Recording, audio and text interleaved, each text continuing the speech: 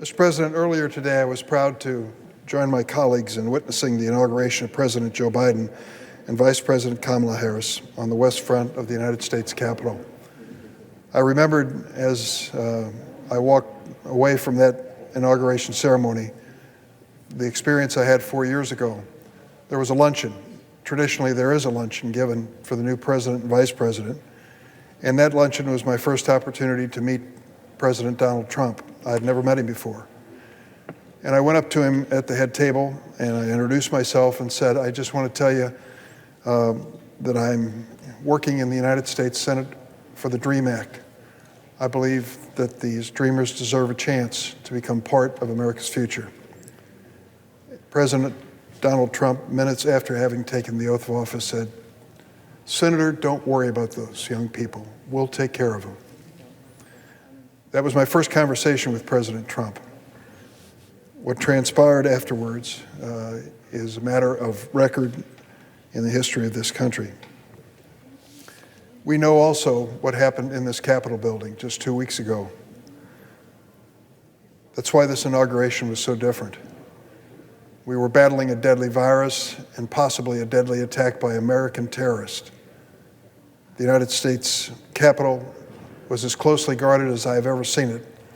We estimate that 25,000 soldiers, National Guard and active duty soldiers, were in town to protect us from all around the United States, including 260 from the state of Illinois, I'm very proud to announce.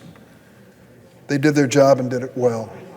I thank them for their service and sacrifice and separation from their families. But at the same time, we were facing a deadly virus.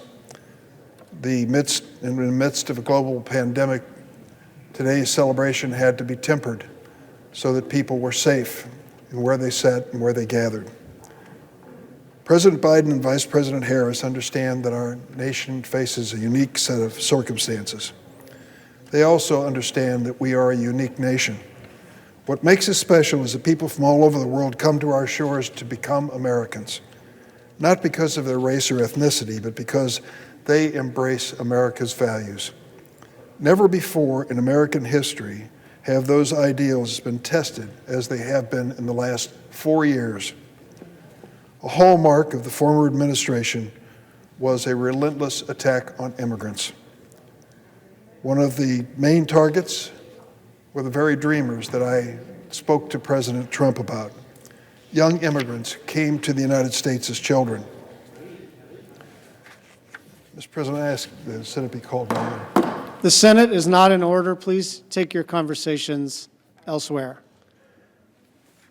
Mr. President, it was 11 years ago that I joined with then Senator Dick Lugar of Indiana on a bipartisan basis to call on President Obama to use his legal authority to protect dreamers from deportation. Our argument was simple.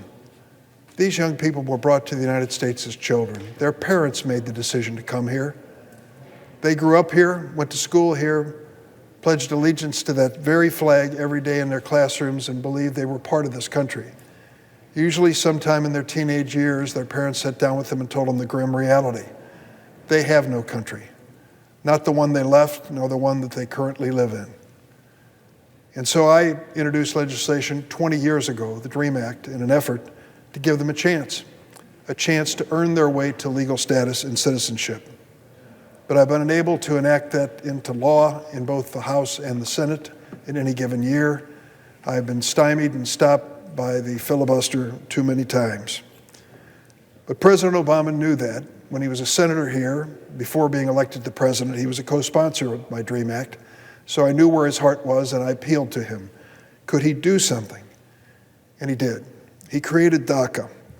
DACA, by executive order, provided temporary protection from deportation to dreamers if they register with the government, pay a fee, pass a criminal and national security background check.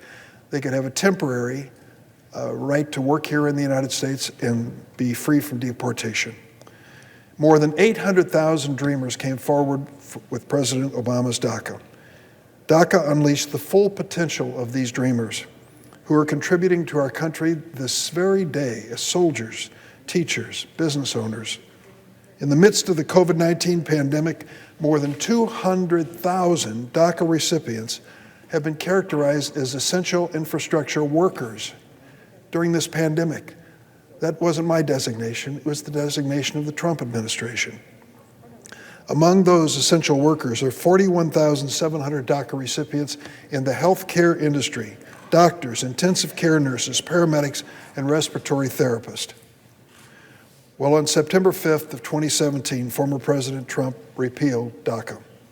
Hundreds of thousands of Dreamers faced losing their work permits and being deported to countries they barely remembered, if remembered at all. Last summer, the Supreme Court rejected President Trump's effort to end deportation protection for Dreamers.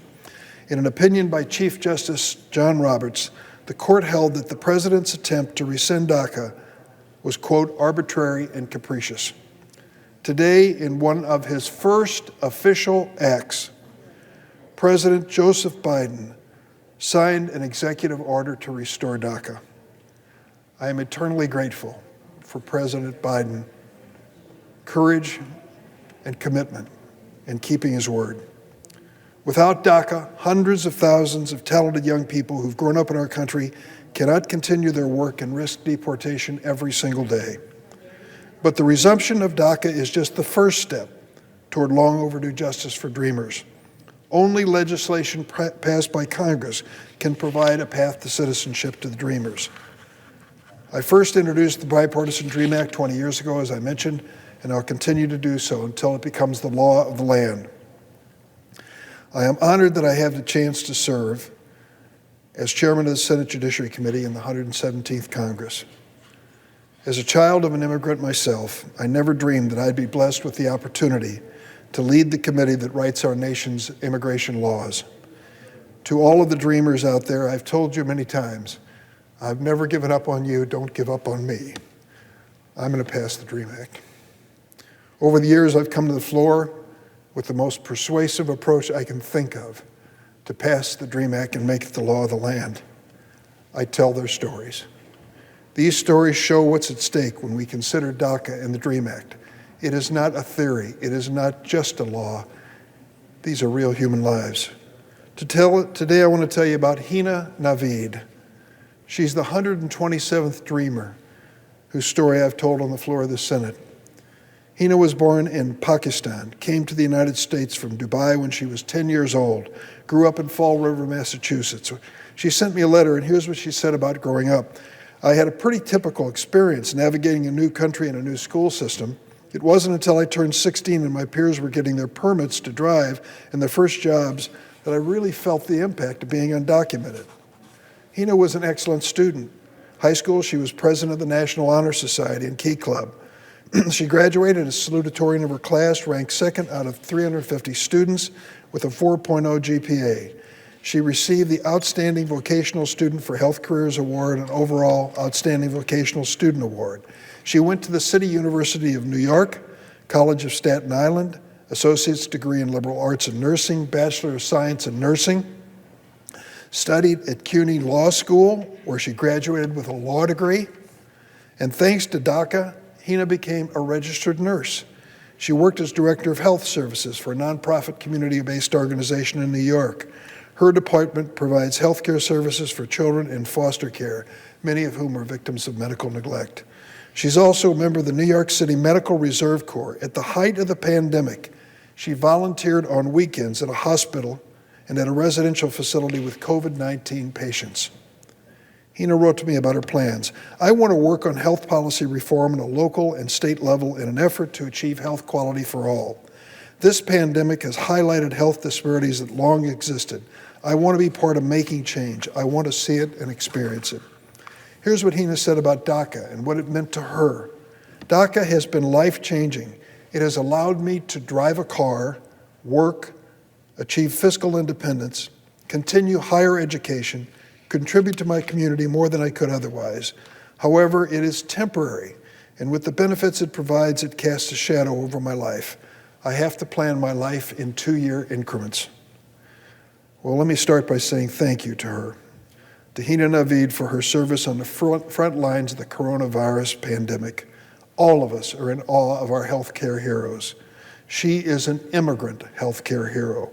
She is a DACA healthcare hero. She has put herself and her family at risk to protect others. She also shouldn't have to worry about being deported tomorrow and her family facing division. Will America be a stronger country if we just upped and deported her, or if she became an American citizen? I think the choice is clear. Hina and hundreds of thousands of other dreamers are counting on those of us who serve in the Senate. So here's where we stand. The Senate Judiciary Committee will soon organize, I hope very soon, and I'll have an opportunity to appeal to my colleagues on both sides of the table to join me in a bipartisan effort to pass the DREAM Act. President Biden has made it his clear priority, and I share it. I want this to be the first measure that we consider in the area of immigration. But I know we live in a 50-50 Senate, and it's possible that once again I'll need to muster 60 votes to pass this on the floor. So whatever we do, it has to be bipartisan. That means it won't have everything in it that I want, or everything that maybe Hina or the advocates want. But we have to take a step forward, once and for all, to help these young people. As long as I am a senator, I will continue to fight for Hina Navid and for people who have come to this country just to make it better. It would be an American tragedy to deport this brave and talented healthcare professional in the midst of a pandemic. We must assure that she and hundreds of thousands in our essential workforce are not forced to stop contributing when the need for their service has never been greater. And we must give them the chance they deserve to become American citizens. I cannot express my gratitude enough for President Biden on the first hours that he was in office to recognize the needs of the DACA recipients and the Dreamers. I want to work with him and work with both parties across the aisle to make this dream come true for so many who deserve it. They've waited long enough. Mr. President, I yield the floor.